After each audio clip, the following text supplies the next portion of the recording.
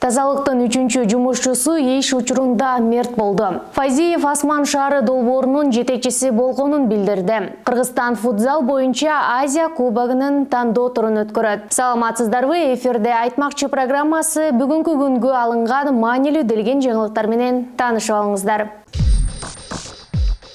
Бишкекте жол кырсыгынан тазалык ишканасынын дагы бир жумушчусу каза болду. Окуя бүгүн 4-январда эртең менен Шабдан Баатыр көчөсүндө жылуулук электр борборунун жанында болгон. Бул тууралуу Бишкек милициясынын кайгыл кызматынын басма сөз кызматынын жетекчиси Байгазы Айтекул уулу билдирди. Ал билдиргендей, азыркы учурда автоунаа убактылуу айып куроо жайына токтотулуп, айдоочу Бишкек шаарынын ички иштер бөлүмүнүн тергөө кызматына жеткирилди. Тийиштүү экспертизалар дайындалып, жол кырсыгынын келип чыгуу себептери такталып жатат. Милициянын маалыматына караганда 41 жаштагы айдоочу аял Toyota машинасы менен Шабдан Баатыр көчөсүндө батыш тарапты көздөй бара жатып, 35 жаштагы жөө жүргүнчүнү сүзүп алган. Ал адам тазалык муниципалдык ишканасынын жумушчусу экени аныкталды. Ушуну менен соңку 1 айда Бишкекте тазалыктын жумуш учурунда машина сүзүп кетип каза болгон кызматкерлеринин саны 3-кө жетти. 18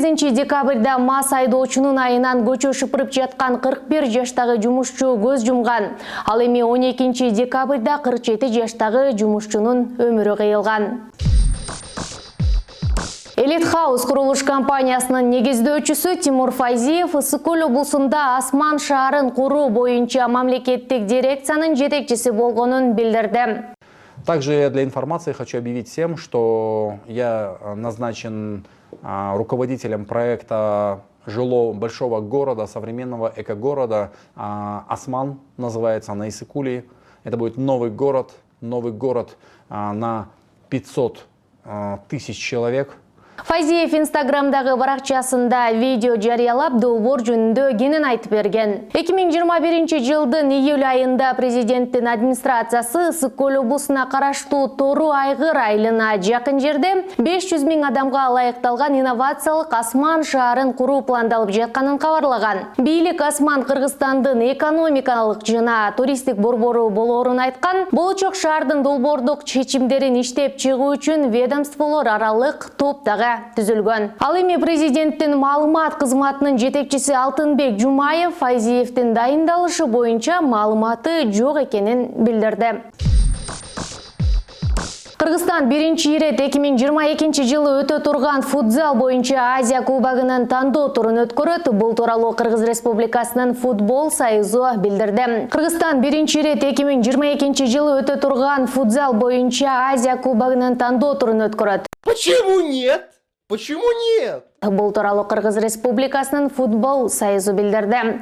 Азия футбол конфедерациясы Кыргызстанды футзал боюнча Азия кубогунун бириктирилген жана түштүк аймак боюнча тандоо турнирин өткөрө турчу жак катары расмий бекиткен. Турнир 1-15 апрель аралыгында өтөт. Ал эми 6 январда тандоо раундуна чучугулак кармалат. Форматка ылайык бириккен аймакта 4 командадан турган 2 топ түзүлөт. Кыргызстандын курама командасы Таджикстандын командасы менен туш келди. У меня ощущение дежавю.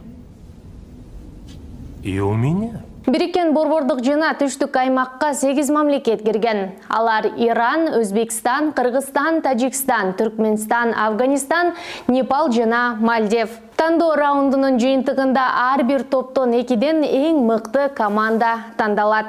Ушул жана башка жаңылыктар менен биздин соц тармактагы баракчаларыбыздан кененирээк таанышыңыздар.